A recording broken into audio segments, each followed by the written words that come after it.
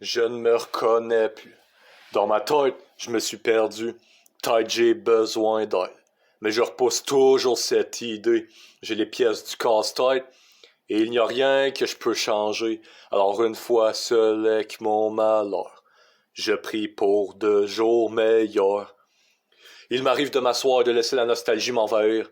J'aimerais revenir dans le temps. Mon esprit continue de jouer en boucle tous ces beaux souvenirs et il s'impose cruellement. Je ne suis pas prêt d'oublier ce que j'ai vécu. Je lutte contre la dépression sans rester invaincu. Mais pas moyen d'y échapper, de courir, de s'en aller. Alors je me vois à l'instant étendu sur le plancher, adopter de mauvaises habitudes pour combler le vide dans ma vie, noyer toutes mes pensées avant que je fasse une connerie.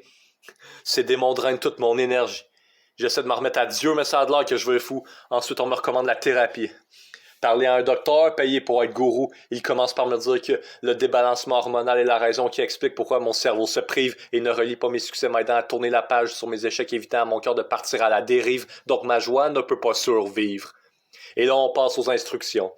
Voici un pot de pilules au souper, ces 2 capsules pour engourdir l'amertume. Ça commence à devenir de plus en plus étouffant. J'ai plus la force de regarder ma silhouette dans le miroir. Y a rien qui me tue plus que de vivre dans le présent. J'ai l'impression que ma vie est une époque illusoire. Est-ce que je devrais en parler ou garder tout ça pour moi? Je me sens bien trop piégé devant ce cheval de Troie. À force de perdre des êtres chers, je veux aller les rejoindre. Sacrer ma vie en l'air, j'ai pas le choix de m'y restreindre. Malgré toute cette haine, quand on se compare, on se console. Je suis à tous mes problèmes en guillemets devant ma console. Ils disent t'es pas un homme si tu montes tes sentiments. Alors ton cœur se brise en 1000 morceaux de sédiments. Il te trouve malsain de rester là à rien faire. La solution trouvée est celle la plus salvatrice. Par ton langage corporel gravé à même la chair, ils comprendront la vue de tes profondes cicatrices.